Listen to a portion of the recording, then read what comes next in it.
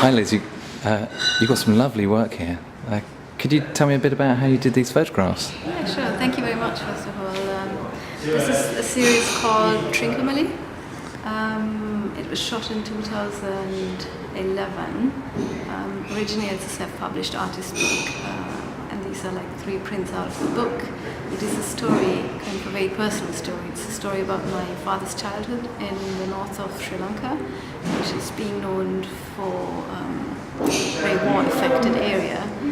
And I'm talking in this series about my relationship to photography and to the notion of memory, because in Sri Lanka there's a problem of archiving photographs because of the humidity. So what happens most of the time that people don't have a personal archive. So what I did, I went to this city in the north of Sri Lanka and just kind of made my own archive of my father's childhood. So this is what the series is about.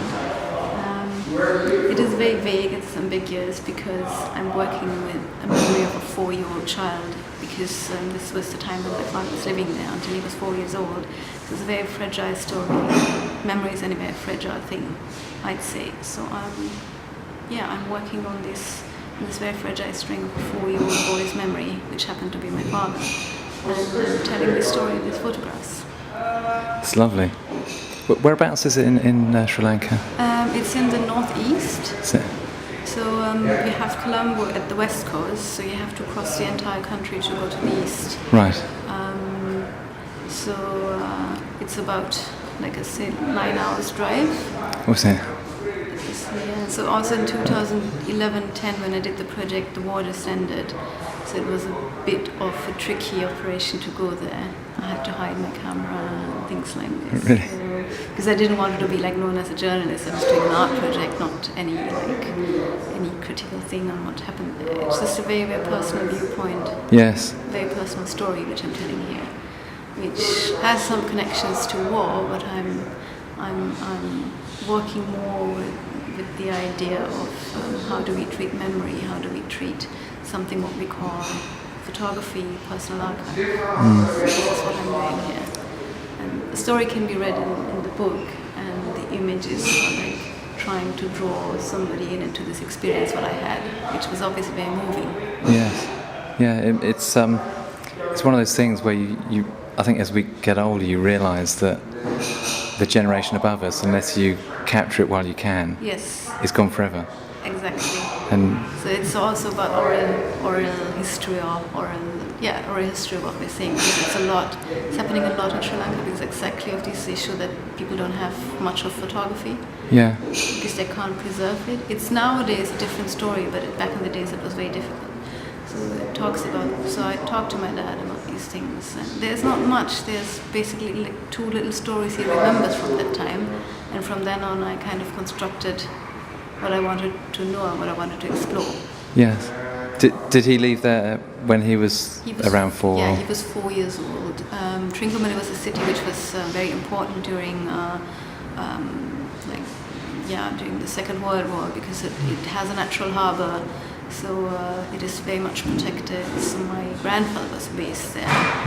He was working with the British administration. So my father's family was based there, and then like in the 50s they left also when the British left. So then they moved back to Colombo. But I was always interested because to me that city always had very much a dream-like connotation. I don't know, when I just hear the word, and I still remember because it's very special that he was born in Trincomalee. Most of people think that he's Tamil, but he's not. He's Sinhalese. So there's all sorts of different things going on in this city, and it still haunts people. So I just wanted to capture my personal history there and my father's history and work on this. That's lovely. Has your father been back, or? No, he has. We are going to Sri Lanka on and off, and I'm residing in Sri Lanka right now to work. But he has never gone back to Trincomalee, funny enough. Oh. So still he couldn't go there. But yes, I went on my own. With the help of my uncle, I went, and then we tried to track down the house and things, because he remembered it was still on, because what was easy, he lived on the same road like the school was. We could track down the house, and then like all these settings here are the original settings where he used to live. His old school, the courtyard, and house. So the children you see, I mean, the story is it's a story about. You can see a boy and a girl when you look at the books. So the boy is obviously the father, and he had a friend who was a Tamil girl. That's all he remembers. He remembers his maid, and he remembers the girl from the roads in Trincomalee. Oh. And how they used to play. So that's why, like, I'm just staging what's happened. So that's part of your DNA then, really? I'd say so. Yeah. Lovely, thank you very much. Yeah, no problem.